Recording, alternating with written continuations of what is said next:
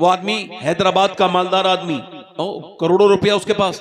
किसी ने कहा मुलाकात करना चाहता है, मैं कहा ठीक है लेके आए। जब लेके आए तो उसका जो जबान है ना, जबान पे उसकी एक छाला पड़ गया था, गुटखा खाता था गुटखा। मैंने गुटखे के लोगों को कैसी दर्दनाक मौत से मरते देखा है, मैं आपको बयान नहीं कर सकता हूं। नौजवानों, ये जो गुटखा खाने वाले हैं, एक दो गुटखा खाने से नहीं, 15-20 साल के बाद फिर जब हालात बदलते हैं, डॉक्टर से कहता है मैं गुटखा छोड़ दूंगा, डॉक्टर कहता है अब क्या छोड़ेगा, अब तो दुनिया छोड़ने का वक्त है, अब क्या छोड़ेगा। ये मुंह छोटा सा हो जाता है। मेरे नबी पाक की सुन्नत क्या है, हुजूर मिसवाक सोने से पहले करते हैं, उठने के बाद पहला काम क्या करते हैं, मिसवाक करते हैं। अम्मा आयशा फरमाती हुजूर का विसाल होने वाला है, मैंने अर्ज की हुजूर किसी चीज की तबीयत, फरमाया मेरा मिसवाक। तो मिसवाक की जो डंडी थी ना, उसकी जो लकड़ी थी वो थोड़ी सख्त थी, फरमाती मैंने अपने दांतों से चबाई और हुजूर को पेश की। आखिरी काम मेरे नबी ने मुंह को साफ करने का किया। सरकार का मुंह भी साफ, सरकार दो आलम का थूक,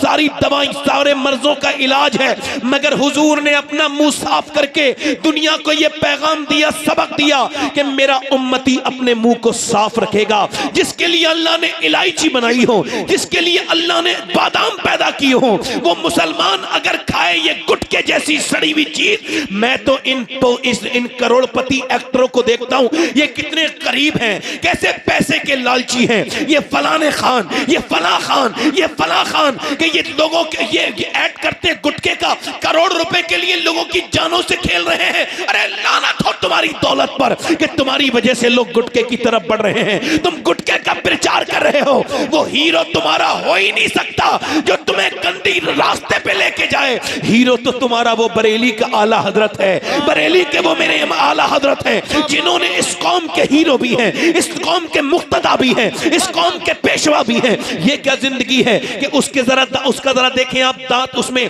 अब उसको जब डॉक्टर ने चेक किया तो कहा अब आप बचोगे नहीं, ये आखिरी फेज पर, आखिरी वक्त पर तुम्हारी जिंदगी चल रही है। करोड़ों का रुपए वाला कोई काम का नहीं रहा, रो रहा है, बच्चे रो रहे हैं। किसी को कैंसर का मरज पता चले ना, पहले ही मर जाता है। कैंसर के मरीजों को देखो कैसे मायूस होते हैं जिंदगियों से। अस्पतालों में जाके चेक करो, अपनी बीमारी से पहले बीमारों को देख के इबरत हासिल करो। अस्पतालों में जाके देखो, किसी के गुर्दे खराब हो गए, मौत की चारपाई पे लेटा, मौत का इंतजार कर रहा है। अल्लाह अकबर, आज क्या मामला है, इसकी जमीन इधर से इतनी ले लूं, इसकी जमीन इधर से इतनी ले लूं, ये जमीन मेरी और तेरी जमीन कितनी है, सिर्फ हल्की सी 2.5 फीट 5 फीट, ये तेरी जमीन है, छोटी सी जमीन है। जमीनों के लिए झगड़ा करने वालों, भाई भाई के दुश्मन बनने वालों, और अपने एक दूसरे का माल मारने वालों, गसब करने वालों, गासिब लोगों के लिए बयान कर रहा हूं। मेरे भाई मर जाएगा, ये दौलत दुनिया में छोड़ के जाएगा, मगर इसका एक एक इंच का हिसाब तुझको देना है, हुकूकुल इबाद में शामिल है। तेरी जमीन है, नहीं नहीं नहीं। आज झगड़े कर रहे हैं, मूसा अलैहि सलाम के जमाने में झगड़ा हो गया, एक आदमी कह रहा है ये मेरी जमीन है, एक कह रहा है नहीं ये मेरी जमीन है, और वो जो झूठा है उसके पास सच्चे से ज्यादा दलीलें हैं। अब क्या फैसला कैसा हो? लोगों ने कहा हजरत मूसा के पास जाओ, हजरत मूसा से अर्ज की हुजूर फैसला करें।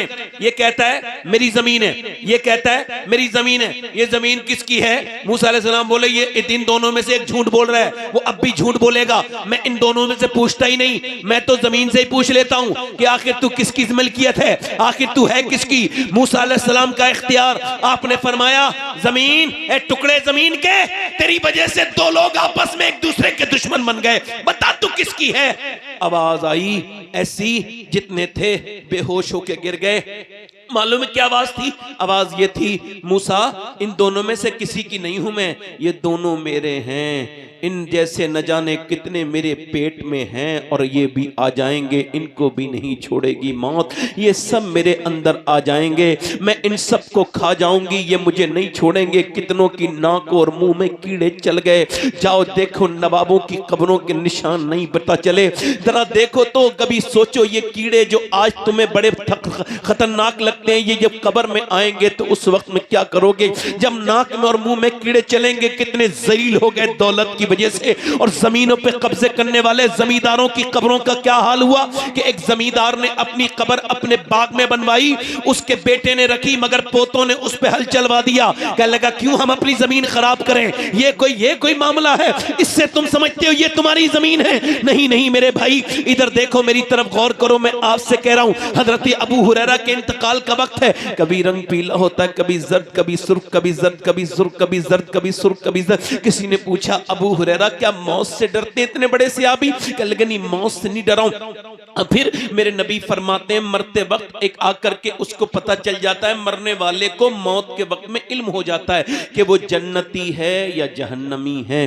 तो मैं अपने रब से ये कह रहा हूं मालिक, अबू हुरैरा ने अपनी जिंदगी में बड़े गुनाह किए हैं, मौत का वक्त है, अगर इस वक्त तूने अबू हुरैरा को न बख्शा तो अबू हुरैरा बर्बाद हो जाएगा, अबू हुरैरा बर्बाद हो जाएगा। कहां है वो आर्टिफिशियल पीर, कहां गए वो ताजिर पीर जिन्होंने अपनी जन्नतें बांटना शुरू कर दी 10, 20, 50 रुपए में।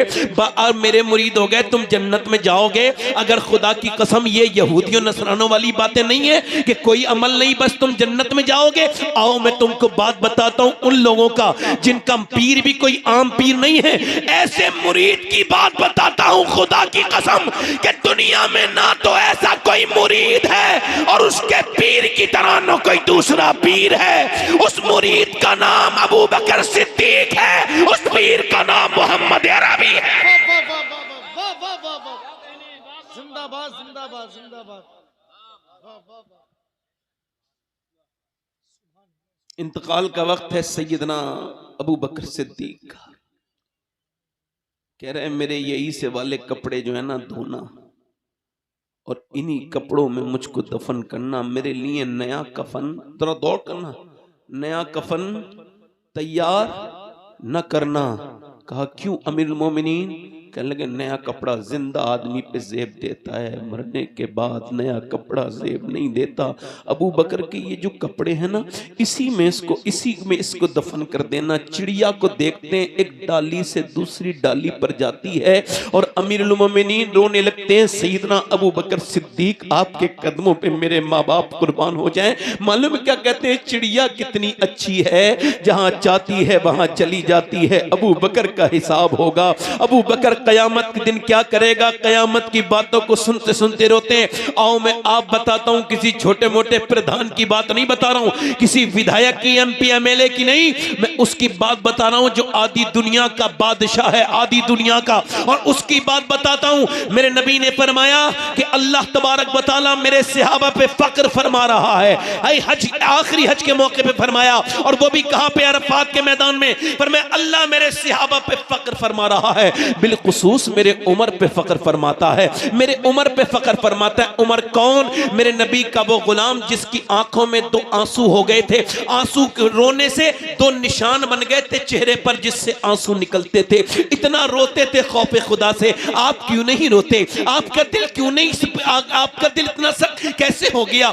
जरा गौर तो करें आप। एक मर्तबा आपने एक आदमी रखा कि तू मुझे रोज याद दिलाना मुझे मरना है, मगर एक दिन फरमाया आज के बाद याद दिलाने ना आना, मुझे मरना है। क्योंकि जैसे ही वो कहता था उमर तुझे मरना है, उमर रोने लगते थे। उस दिन कहा आज के बाद ना आना, का कोई गलती हो गई? कहा नहीं नहीं, मेरी दाढ़ी का एक बाल सफेद हो गया है, ये मुझे बताता रहेगा कि उमर को मरना है। अल्लाह अकबर, मौत कितनी जरूरी चीज, याद करना। जरा गौर तो करें, हजरत उमर फारूक आजम, जरा शान तो अंदाजा करें। उमर वो इंसान है कि उसकी किसी की शहादत की गवाही बद्र का मैदान देगा, किसी की शहादत की गवाही हुनैन का मैदान देगा, किसी की शहादत की गवाही करबला का मैदान देगा, मगर मेरा उमर वो है जिसकी शहादत की गवाही मेरे नबी का मुसल्ला देगा, मेरे नबी की मस्जिद का कोना कोना देगा। उमर के जब मारा गया है चाकू, और जब पेट में से जब आपने दूध पिया तो आंतों के जरिए निकल गया दूध, आपने अपने बेटे से कहा मेरा वक्त करीब आ गया, मेरा सर जमीन पे रख दे।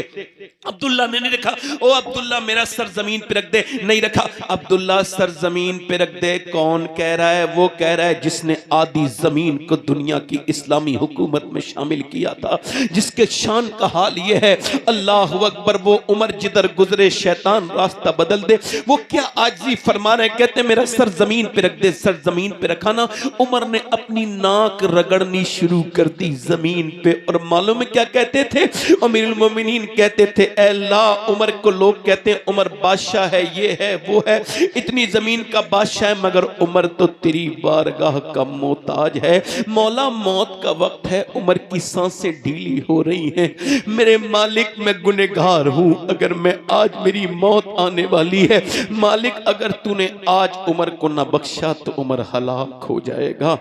अल्लाह तू उमर को बख्श दे, उमर को बख्श दे। ये कह के हजरत उमर जब रोए तो हजरत अली ने आकर के उनके सर पे हाथ फेर के कहा, यार अमीरुल मोमिनीन क्यों रोते हो उमर इतना, मैंने नबी से सुना है तुम्हारा महल जन्नत में सुर्ख रंग का है, तुम क्यों रोते हो। हजरत उमर फारूक आजम कह लगे, आप गवाही दोगे अली? कहा मैं भी गवाही दूंगा, मेरा ये बेटा हसन भी गवाही देगा कि तेरा महल जन्नत में है। उमर न रो, उमर न रो, तूने इस्लाम को बहुत बुलंदी तक पहुंचाया है, उमर न रो। आज मेरी आंखों में आंसू क्यों नहीं है, मैं क्यों नहीं डरता। ये जिंदगी क्या मोबाइल के लिए थी? नहीं नहीं मेरे दोस्त, नहीं नहीं मेरे भाई। आज लंबी लंबी मोबाइलों में तस्वीरें देख करके, घंटों घंटों मोबाइलों को देख करके, क्या कितनी मौतें और होंगी जो मैं बदलूंगा, कितनी मौतें और होंगी जो मेरी जिंदगी में तब्दीली आएगी, और कितने मरेंगे, और कितने जनाजे देखना चाहते हो? बताओ कितने और जनाजे उठेंगे, तब तुम अल्लाह के सामने सर झुकाओगे। बोलो कौन सी कयामत और आएगी? तुम्हारे घर तोड़े जा रहे हैं, तुम आपस में झगड़े कर रहे हो, तुम्हारे घरों को तोड़े जा रहे हैं, तुम्हारी बहन बेटियों की इज्जतें अब सलामत नहीं, तुम्हारे घरों में बुलडोजर चलाए जा रहे हैं, इसके बावजूद तुम अपने रब के सामने झुकने के लिए तैयार नहीं। इस अपने कितना सख्त कर लिए तुमने अपने ये सर, जो आज भी झुकने के लिए तैयार नहीं। जब सहाबा इकराम के जमाने में जब तेज आंधी चलती थी तो सहाबा मस्जिद में जाके रोने लगते थे, कहते थे क्या पता कयामत तो नहीं आ गई, रोने लगते थे। तुम और कितनी कयामत न ज़लज़ले मुझे उठा पाए, न किसी की मौत मुझको उठा पाई, न किसी की तकलीफें मुझको उठा पाई।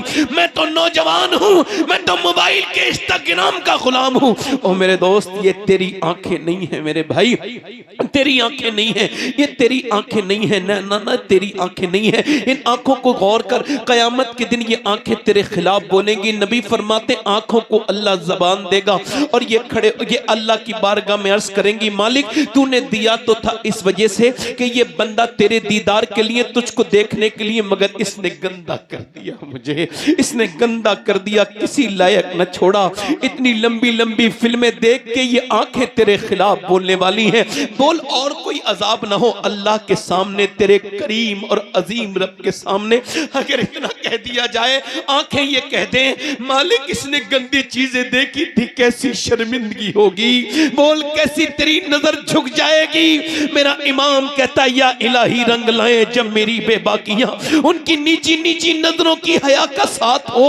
अल्लाह अकबर, जरा गौर तो कर नौजवान, आज तुझे डर कोई नहीं, खौफ तुझे कोई नहीं, तुझे बिल्कुल भी डर नहीं। अब्दुल्ला इब्ने मुबारक कहते हैं मैंने काबे में तवाफ कर रहा था तो मैंने देखा एक आदमी काबे में आके कहता है मालिक मेरा ईमान पे खात्मा करना। फिर वो इस्तलाम करता है हजरे अस्वद पर, और वो जो है रुकने अस्वद पर हाथ से इस्तलाम करता है। फिर उसके बाद वो रुकने यमानी पर, रुकने शामी पर, रुकने इराकी पर, वो मकाम इब्राहिम पे कहता है अल्लाह मुझे माफ कर दे, अल्लाह मेरा ईमान पे खात्मा करना। अल्लाह कहते 3 दिन लगातार यही दुआएं होती रही। मैंने उससे पूछा आखिर क्या बात है कि तू ये एक ही दुआ 3 दिन लगातार कर रहा है? कहने लगे मेरे दो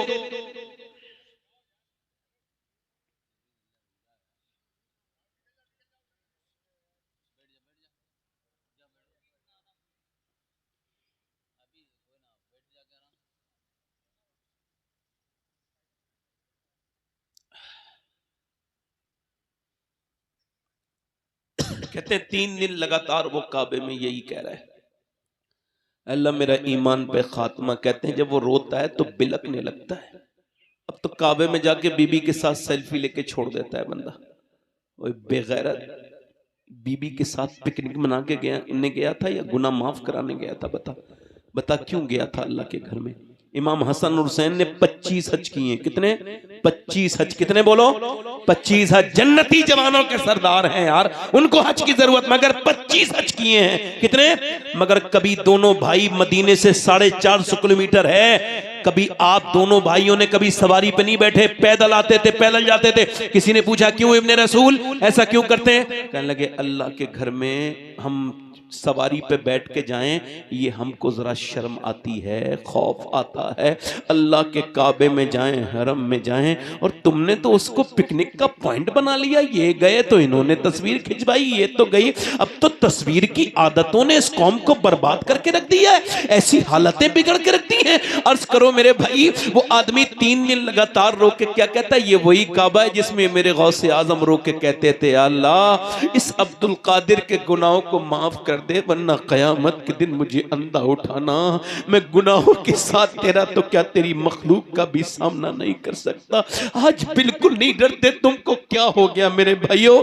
ऐसा नहीं है जैसा तुम समझ रहे हो, ऐसा नहीं है मेरे भाइयों जैसा मैं आपको समझा रहा हूं। ये तुमको साबिक़ुन की बात बता रहा हूं, हुजूर के सहाबा की बात बता रहा हूं, मेरे नबी पाक के गुलामों की बात बता रहा हूं। सुनो, वो कहते हैं हजरत अब्दुल्ला इब्ने मुबारक के वो रो रहा था और मैंने उससे कहा तुम क्यों रोते हो? कहने लगा हुजूर मेरे 2 भाई थे, एक ने 35 साल अजान पढ़ी बगैर किसी नागे के, अल्लाह की रजा के लिए, कोई उजरत नहीं ली। एक ने 40 साल अजान पढ़ी, मगर दोनों का ईमान पे खात्मा नहीं हुआ। कहा क्यों? का उनकी निगाहें पाक नहीं थी, नसरानी बन के मरे, आखिरी वक्त में ईसाई बन के बने दोनों। मैं भी ये कह रहा हूं मालिक मुझे मेरी जो खताएं हो गई मुझको माफ कर दे और मुझे जन्नत अता करना। मालिक मेरा ईमान पे खात्मा करना। रोज दुआएं किया करो, ऐ अल्लाह मुझे ईमान पे मौत देना। ये आंखों की बदनिगाही, ये दूसरों को माल को मारने की वजह से कहीं ऐसा ना हो ईमान छिन जाए। ओ मेरे दोस्त, मेरे भाई, मेरी तरफ देख,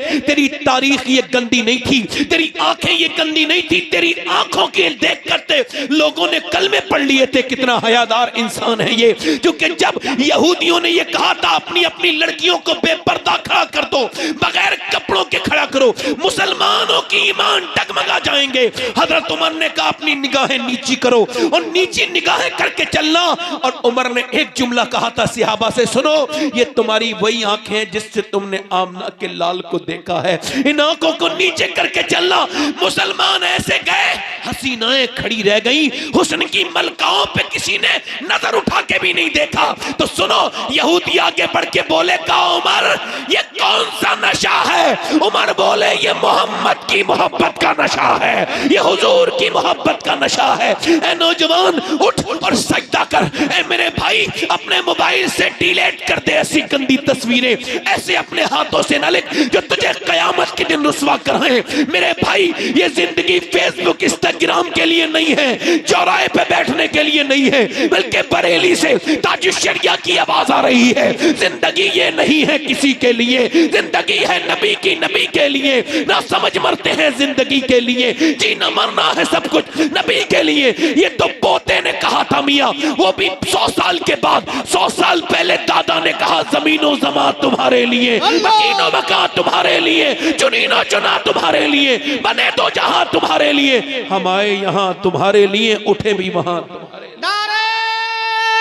तकबीर, नारे रिसालत, मसलके आला हजरत। वाह वाह वाह।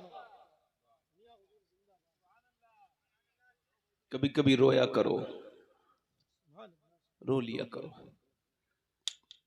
इधर देखो, खौफ से डरा करो अल्लाह के। जब इमाम हसन वजू करते थे, इमाम ज़ैनुल आबिदीन वजू करते थे, तो इनके रंग जर्द हो जाते थे, पीले। किसी ने लोग पूछते थे जब वजू फरमाते हैं तो दोनों आपके भी और इमाम ज़ैनुल आबिदीन से कहते थे आपका भी रंग पीला क्यों हो जाता है? फरमाते हैं रब के सामने खड़े होने की वजह से। मौलाना बैठ जाओ, मौलाना बड़ी मेहरबानी आपकी, बड़ा एहसान किया आपने मेरे ऊपर। इंसान बनने में बहुत वक्त लगता है आदमी को। हर घर में आदमी पैदा होता है। गालिब ने कहा था हर गर्च दुश्वार है, हर काम का आसा होना, आदमी को भी मैसर नहीं इंसान होना। और इंसान में और आदमी में फर्क यह है, जिसके अंदर एहसास ज्यादा हैं वो अच्छा इंसान है। मौला अली से पूछा अच्छा इंसान कौन है? हमारे यहां तो घमंड के दरवाजे नहीं टूट रहे हम लोगों के, सलाम करने के लिए तैयार नहीं मुसलमान एक दूसरे को। और पीरों ने आपस में कुछ ऐसी जगहें भी हैं कि वो पीरों की वजह से झगड़े हैं। देखो सुन्नियों में आपस में सलाम दुआ बंद, आप चाहे बिलग्राम के मुरीद हैं सुभान अल्लाह, मेहरा के मुरीद हैं सुभान अल्लाह, अब बरेली के मुरीद हैं सुभान अल्लाह, किसी के भी मुरीद हैं आप, सही उल अकीदा सुन्नी पीर के आलिम बाअमल के सुभान अल्लाह। मगर ये झगड़े, वहां से मुरीद है उससे बात नहीं करूंगा, बड़े चला दिए। पीर साहब को मालूम है कि वो थोड़ा सा पढ़ा लिखा है, उसके पास जाएंगे तो मेरे कहीं हाथ से ना चला जाए, मेरा ये कमाई का जरिया है ना। तवज्जो है कि नहीं? वो तवज्जो करो, मेरी तरफ देखो। सादगी पीरों के अंदर होनी चाहिए, आलिमों के अंदर सादगी होना चाहिए। इतना घमंड जब कोई करीब ही नहीं जा पाएगा तो कुछ सीखेगा क्या वो? अब हाल ये है कि पीर साहब कुछ ऐसे हैं, उनके कपड़े देखो एकदम आपको लगेगा जाने कहां से पैसा इतना आता है, जो हजरत हर बार में नए कपड़े, बिल्कुल नई, बिल्कुल सब कुछ एकदम क्लीन, बहुत महंगी महंगी चीजें, बहुत ज्यादा। और उधर देखें गरीब आदमी जब गया मिलने के लिए, दरवाजा बंद है, हजरत की तबीयत अलील है। कुछ तो ऐसे पीर हैं, मैं 10 साल से लगातार सुन रहा हूं, तबीयत अलील है, अभी तक जिंदा हैं, कुछ नहीं हुआ उनको। मैं कह रहा हूं भाई ये बताओ कब तक ये मामला है? ये अलील थे तो आए क्यों थे भाई? मतलब इसमें आते क्यों?